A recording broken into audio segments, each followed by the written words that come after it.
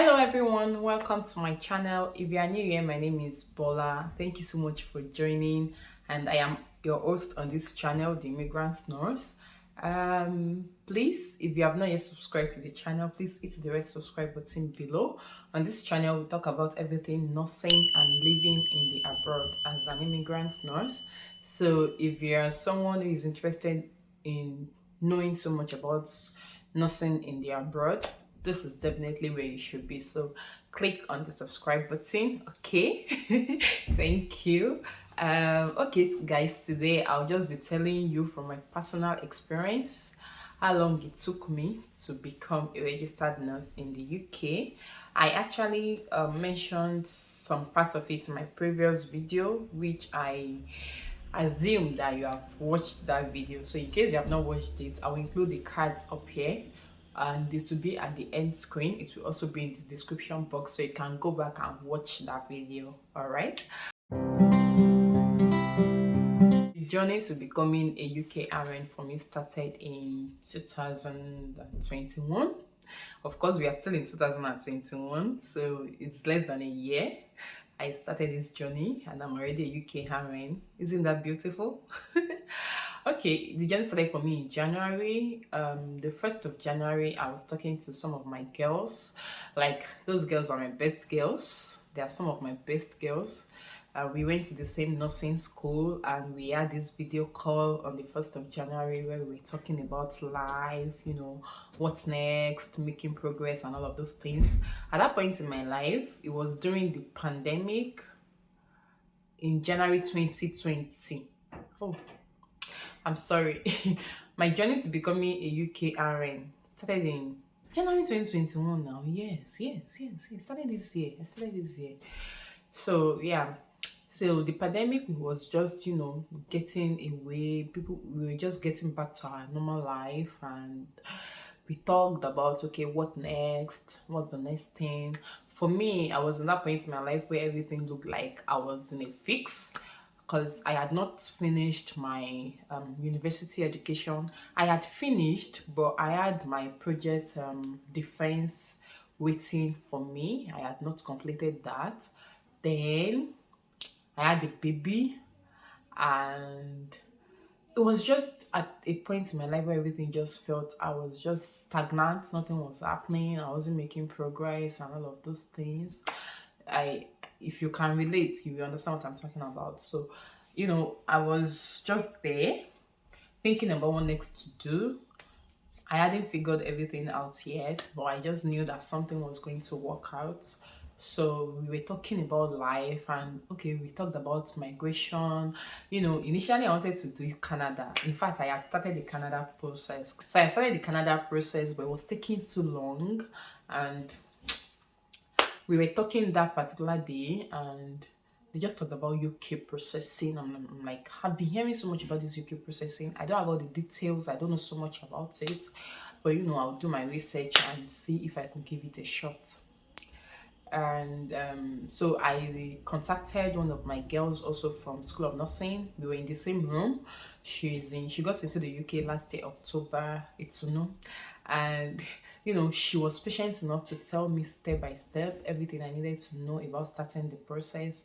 And so it all began. So I told my husband that, okay, in February I'm writing IELTS.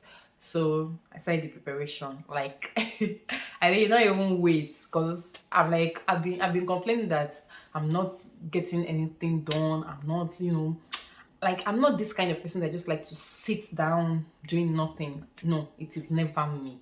Like, I'm a workaholic. I like to work, and I am a career person. So I just like to be involved in anything that has to do with academics or education and all those things. So I told my husband that, okay, this is the plan, this is the information and all of that. And my husband said that it's okay, it's no problem. So I told him I needed help with childcare. So we agreed that, okay, this is how we're going to, arrange it so that I'll have time to study and, pass my exam. So good thing for me was I had written general IELTS before for my Canada process, so I had knowledge of what IELTS is all about. But you know, it's always different for the academics. For the academics, the reading is more complex because you have longer passages to read, and the writing tax one is different because you have to deal with either table or bar charts or pie graphs or diagrams basically for the tax one.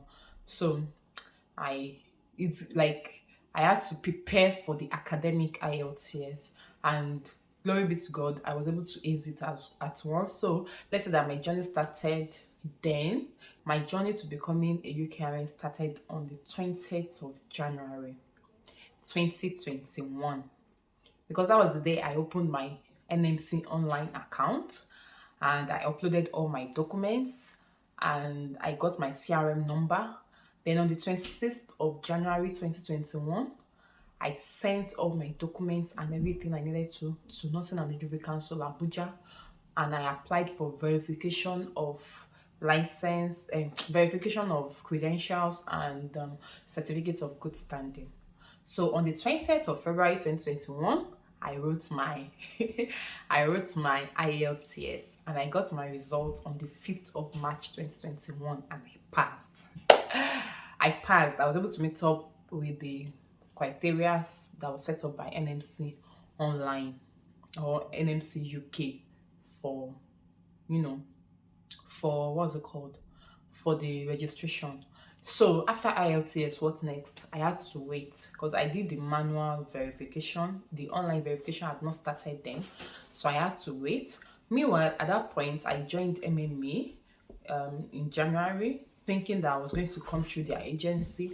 But as God will have it, in March, the memo was released that agencies are no longer allowed to recruit nurses from Nigeria and other developing countries. So you have to do it. You have to do it all by yourself. You have to apply by yourself. So I did DIY. So as God will have it, in April, I got my verification. That's since January, February, March, April. In April, I got my verification and certificate of good standing, and I got that mail. So I got my invitation for my test of competence part 1 on the 13th of April 2021. So because of the nature of work I was doing then back in Nigeria, my work schedule is from Monday to Saturday, and I only have one day of the week to rest most times, honestly. So, you know, I didn't want to mention at my place of work that I needed time to go write exams. So I had to wait for a convenient time. So there was this public holiday in May 2021. So I just scheduled a flight to go to Lagos in May because there was no center for CBT in Port Harcourt. The centers were everywhere else aside from Port Harcourt. It was in Enugu, it was in Asaba. But I figured that going to Asaba, I don't have anybody to stay with, to put up with. I don't want to stay in an hotel. Although I ended up staying in an hotel in Lagos, but I felt more convenient or more comfortable in Lagos because, it was a public holiday. So I was able to plan my visit or my travel in such a way that I had time to visit my family as well. So from Port Harcourt, I flew down to Lagos with my family. Because like I told you guys now, if you check my other channel, I told you guys that everything I did it with my family. I had a baby, so I could not drop him and, go about because it was still very small then. So I had to travel with my family, my husband and my baby everywhere for all this process. So guys, it was not funny. It was a lot of stress, trust me. So I wrote my CBT exams on the 14th of May 2021, and it looked like I was very scared after the exam because I don't even understand why. I believed I did the exams well, but at some point it was taking so long. Other people said they had seen their results almost immediately. Some other people said they saw it 2 hours after the exams, but I had to wait for almost 24 hours after the exams. Although by right, they mentioned that you have to wait for 24 to 48 hours to see your results, but every other people will see their results 2 hours after, almost immediately after the exams, and I had to wait for almost 24 hours. And I'm like, no, this can't be happening. But thank God, immediately I not even go back to the PersonView website.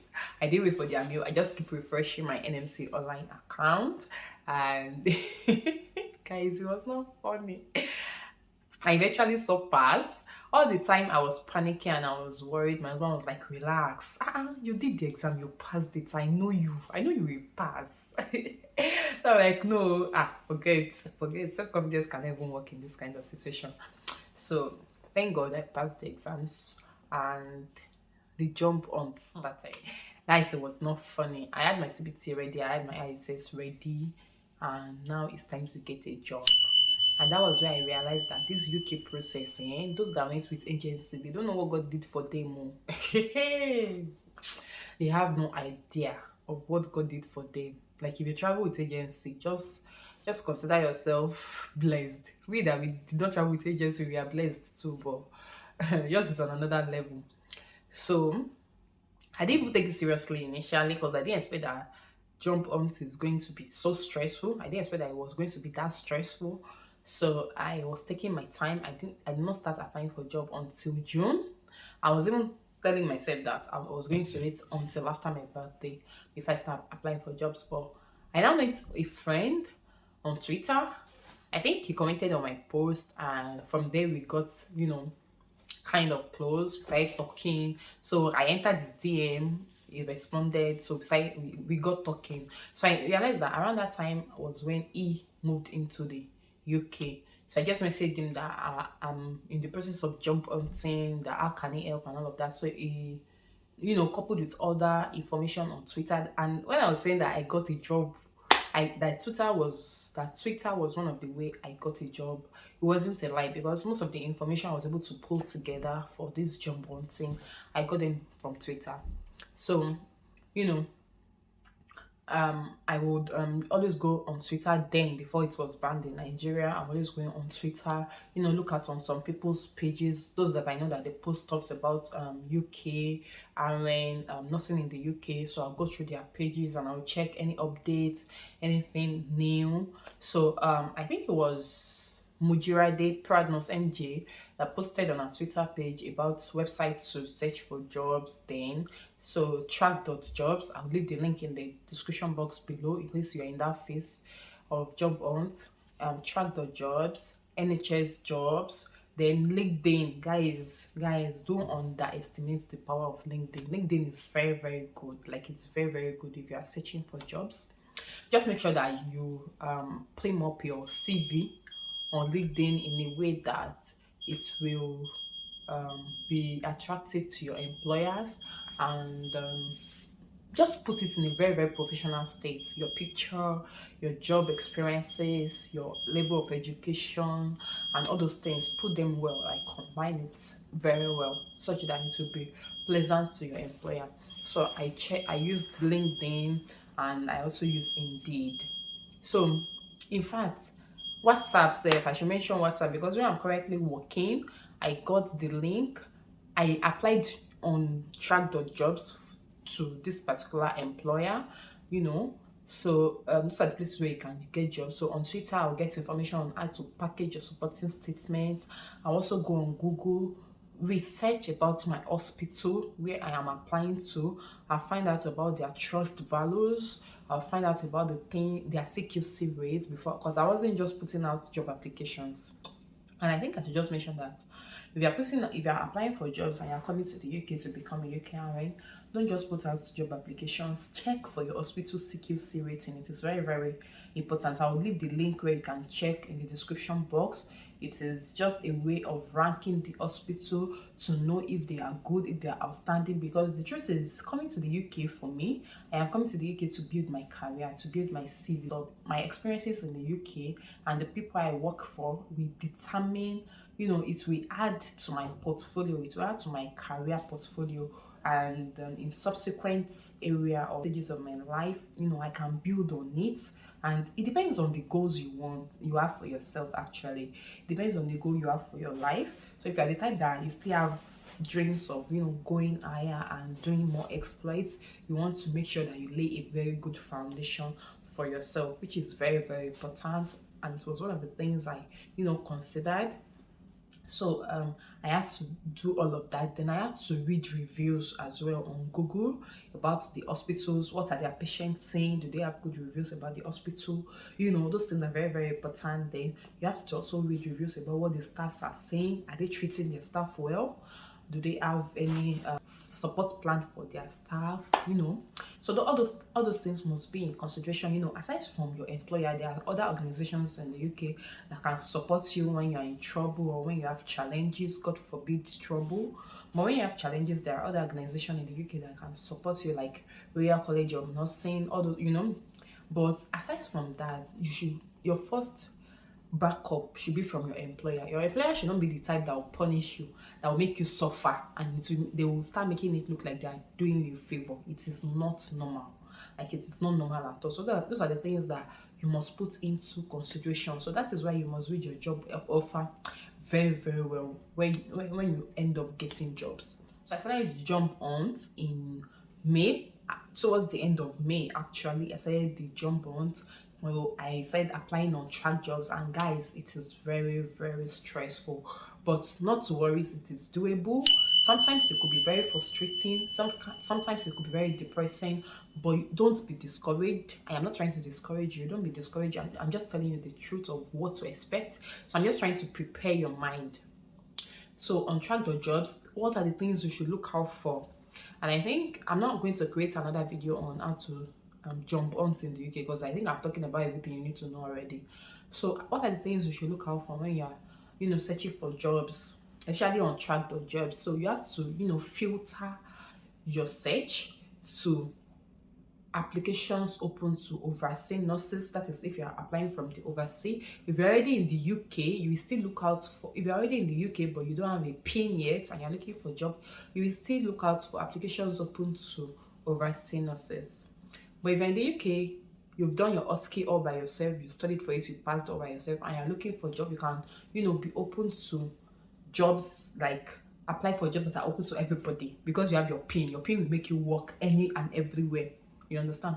But for this video, is basically for overseas nurses. So if you are an overseas nurse and you're applying on track.jobs, please, when you are doing your search for jobs open to overseas nurse or internationally educated nurse or international nurse. It depends on whatever English or language the trust has decided to use.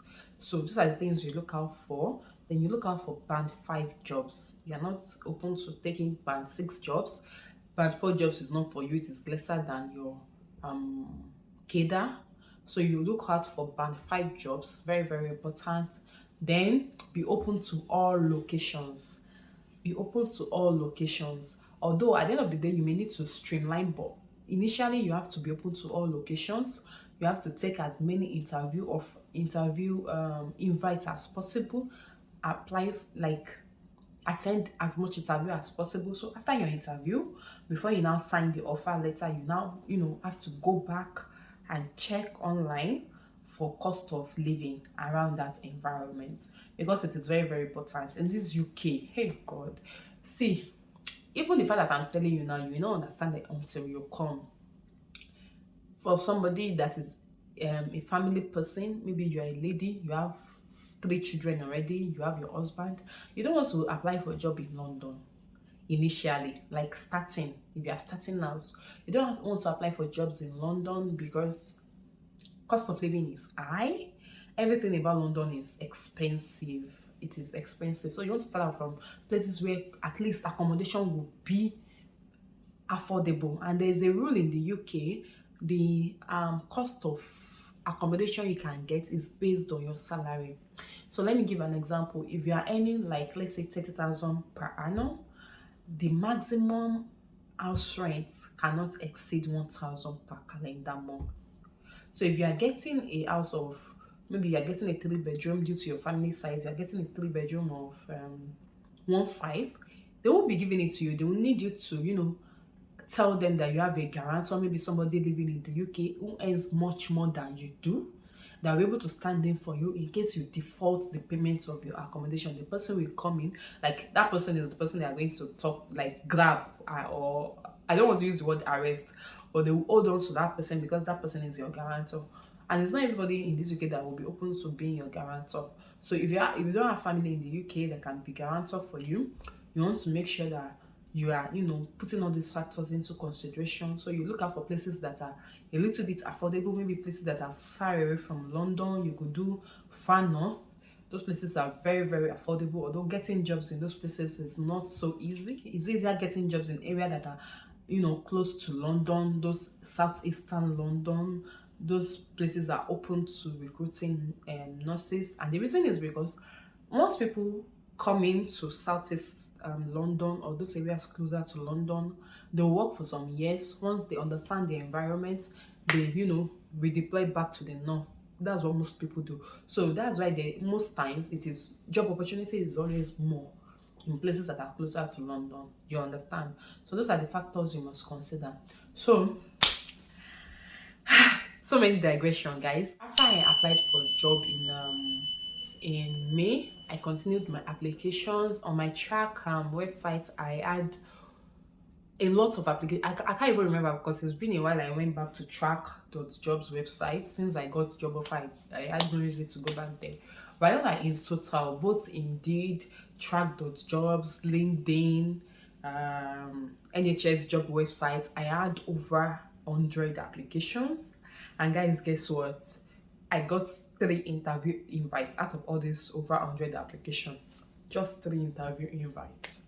And my first interview was I think about a month after I started job applications. That was when I got my first interview invite. And that day, hey God, that day, guys, I was at work when the mail came in that I've been scheduled for. No, I was called actually. I was called initially. So you must keep it. Once you start applying for interviews, you must keep your phone on. It must be with you 24/7 because these people called me to confirm if I'll be available for job interview. And I'm like, like, are you joking? You're calling to ask if I'll be available for job interview. Who will be available for job interview if it's not me? So I was like, yes, I'll be available. They asked me for the dates, the convenient dates. So I told them my, preferred dates. Us. My work schedule is tight. So luckily for me again, there was a public holiday around that time. So I chose that particular day of the public holiday that day is fine for me. So they fixed me for the interview and immediately it was confirmed. I got a confirmation mail that I've been scheduled for so dates at so time, and my the interview panel, their names were there, so I had to go and research about my interview panel to know what departments they work in so that I could prepare myself in answering their questions. And that's the thing about coming to the UK, guys. You cannot come with a lazy mindset. It's not possible. You must be ready to do a lot of research. You must be ready to read. You must be ready to study. It is very, very important. So I went to research about, my panelists and what I'm expected to, know and all those things. And aside from that, I got some, questions, general questions about interview. I watched YouTube videos on how to answer questions on interview. I did all of that. And to God be the glory, I smashed my first interview and I got the job offer the following day. Guys, I did an interview on a Thursday and Friday morning I got the job. Friday evening I got the job offer and I was like, what? Like that story, that part of the Bible that says when the Lord turned away the captive, or they were like dead that dream. So that particular phrase, let me find it. I know my Bible. It's not like I don't know my Bible, but that part just skipped my head. Yeah, that part of the Bible that says, when the Lord turned again the captivity of Zion, we were like them that dream. Then was our mouth filled with laughter and our tongue with singing. Then said they among the heathen, the Lord had done great things for me. The Lord had done great things for me, whereof I am glad. Psalm 126. So that was the first scripture that came to my mind. Like, is it like just like that? Just like that? And the good thing is, for with my offer letter, I was able to see everything, like everything that is expected of me, the number of hours I'll be working. They told me everything they will have to refund. Like, it was a fantastic offer. Like, guys, it was a very, very juicy offer. And I'm like, just like that? Is that how God used to change people's story? Is that how God used to rewrite people's story? And I'm like, God, I am grateful. I am grateful. Like I have, hey God, like guys, you don't even want to know. You don't want to know what I have experienced in this life. You don't want to know the disappointment. You don't want to know the things I suffered after I lost my mom. And I was like, just like that, and my life is just going to change like that. And like I was so happy. I was so grateful. You know, there was just this joy in my heart, and you know, then I took other interviews. I took another one. The other one also had a very juicy offer, but I didn't go with them for some personal reasons. Then the third interview came. I didn't even bother to attend that one. Now, I got my pre-employment checklist on Monday, the following Monday. This was still in June. So the following Monday, I got my pre-employment checklist. I signed everything I needed to sign, read through very well, and sent it back to them. Then the wait began. Guys, it was not even funny. When I got my offer letter, they told me that they wanted to bring me in October.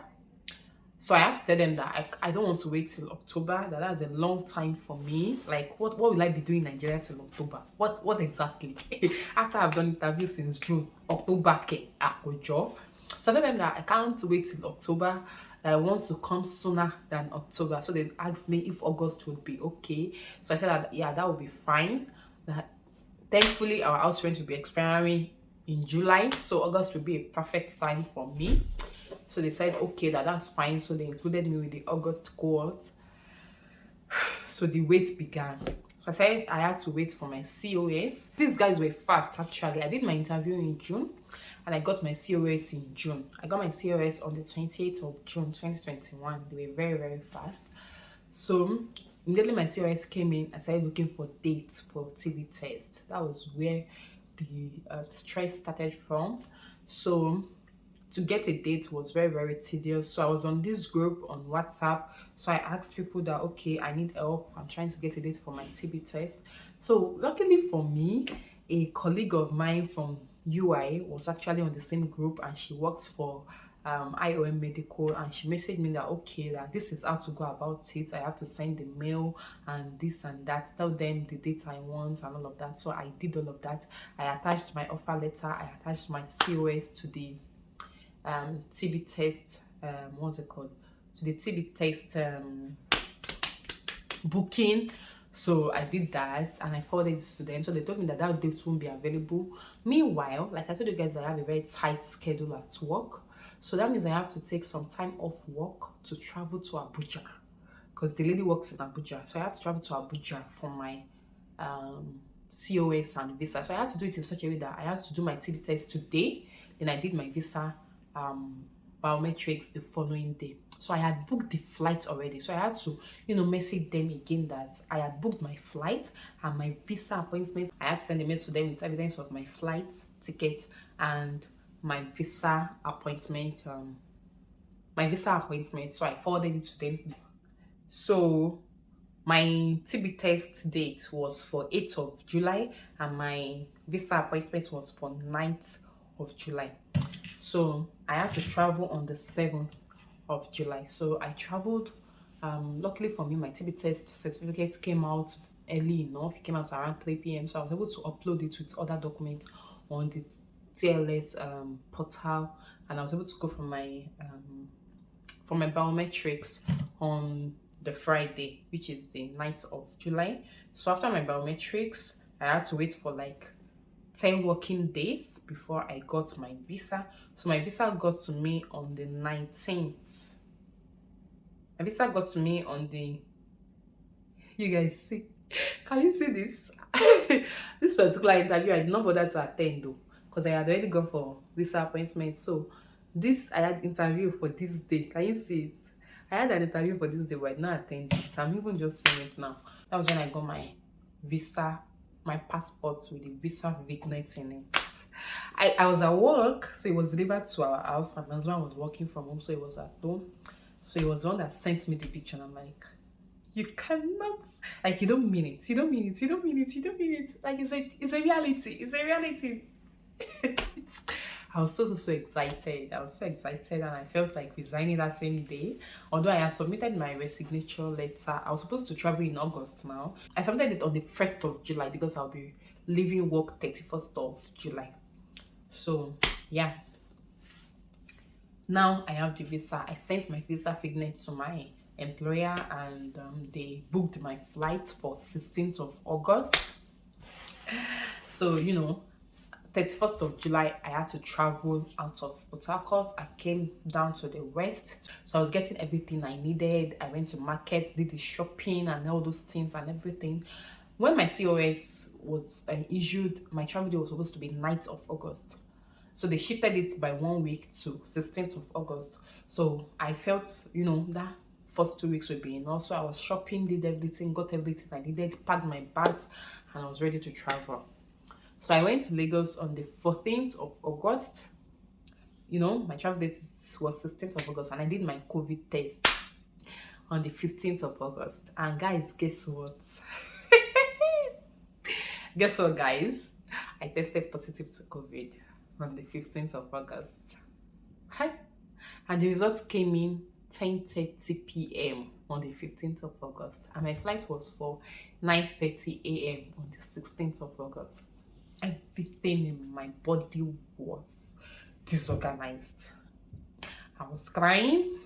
Everything was wrong with me. I was crying because my stay in Lagos was with a family friend, and I felt like, God, hey, so I brought COVID to these people. As if that was not enough, I want people to travel again until maybe further notice. I wasn't able to reach my employer that night. I had to send a voice message, so that they can at least even get some money back, because I don't know how those things work. So I sent them a mail that night. I sent one of them a voice message because I called and it wasn't picking. It was late in the night. It was around 11 p.m. So I dropped a voice message that this is my situation. My COVID result test came back positive, this and that. And luckily for me, the guy had not even slept. One of our HR, he had not even slept. So he responded that I should relax, I should breathe, and they were going to, just move me to the next cohort, which will be September. So he advised me that I should go and isolate for 14 days, get myself treated, and prepare for September. So that was how I was moved from August to September cohort. And guys, see, all things work together for good. To them that love the Lord, or to them that are loved by the Lord. That's my own way of interpreting it. All things work together for good to them who are loved by the Lord, because I know for sure that I am loved by God and those who are called according to his purpose. I'm grateful to God that I did not travel in that August, because some things happened to me, which is very, very personal, and I don't want to share. Some things happened to me in that August that I felt if I had traveled, one, I would not have been able to settle in well in the UK. I would have failed my exams, because obviously I would have failed that exam. While I just finished treating COVID, something else came up and I had to be hospitalized. And it was not even funny. Coming to the UK with that kind of experience means that I wouldn't be registered for a GP immediately in the UK. So it would have been a very, very complex situation for me, because I would need hospitalization, but it would be very, very long because I don't have a GP yet, and all of those, they have a lot of protocols here. So staying back in Nigeria was like a blessing in disguise, because I was able to, get treated by my doctor. I had to go through the procedure successfully, and, everything went out fine. And by the time it was the rescheduled flight for September, I had gotten a bit better, that I was, fit to fly. And I'm like, when the COVID result came back positive, I was sad, because I never knew what was going to happen in the next 2 weeks, But thank God, here we are. So September 21st, I traveled into the UK. And it was a good experience. It was a beautiful one. And immediately I traveled in. If you are following my other channel, if you are not, the link is in the description box. So go and subscribe to that channel. I've already started releasing updates on what it felt like, moving into the UK, my first few days and all of those things. So I moved into the UK September 21st, and we started the OSCE training, and by 15th of October, I wrote my OSCE, and on the 18th of October, my result was out. and I passed my OSCE. And it was a very beautiful one that I am very, very grateful to God for, because He alone made it come true. It was a very, very beautiful experience. So give or take, if you want to calculate it, from the 20th of January, right, up till the 18th of October, that's about 10 months or 9 months. So it took me a total of an average of 10 months. It took me an average of 10 months to migrate into the UK and become a registered nurse. I feel it's not a bad timeline for somebody who did a do-it-yourself process, who didn't come through an agent, or somebody who came all on our own by the help of God without an agent or any recruiter, whatever.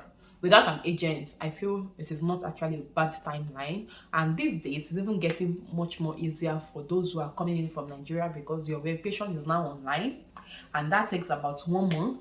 So if you're able to smash your IELTS and you get your verification done in a month, you can be here in less than 10 months. So this video is just to tell you that it is very, very doable, and it is possible for you to come in earlier than 10 months. And you can be very, very fortunate, because now nurses are very much needed in the UK. I won't even lie. Even in my hospital at the moment, we need people. So you people should come. You people should come, oh, please, so that the work will be easy. And you people should come. So nurses are very much needed in the UK. A lot of hospitals are short-staffed. We need people here. We need people here. So you people should come fast, so that we can, the sky is big enough for everybody to fly. I don't believe that because I'm here, nobody else should come. That's selfishness and it's wickedness. So as much as possible, those who are in my inner circle, like I've asked my number, and they know, like, I will push you. You have to come. You have to come, because it's not like this place is all good and rosy, but it's better. It's better. Trust me, it's better. There are some basic things that you don't even have to worry about. Coming to the UK, some of your prayer points will reduce. You don't have to pray that, God, please touch Nepa heart. I want to finish my clothes before they take off the lights. You don't need all those prayers again. You don't need the prayer of, hey, as I'm going, I hope the kidnappers are not following me. Especially those of us that were in Port Harcourt, we don't have to worry about black suits and all those things. See, people should come. When you come, you understand better. Hi guys, so that's everything about how long it took me to become a UKRN from start to finish. I hope you enjoyed this video. I really took my time to gist you guys and talk. Like, I felt so relaxed talking about this. So I hope you enjoy watching this video. If you do, don't forget to hit the like button, give it a thumbs up, subscribe to the channel if you have not, share with your friends and family, share with nurses around you.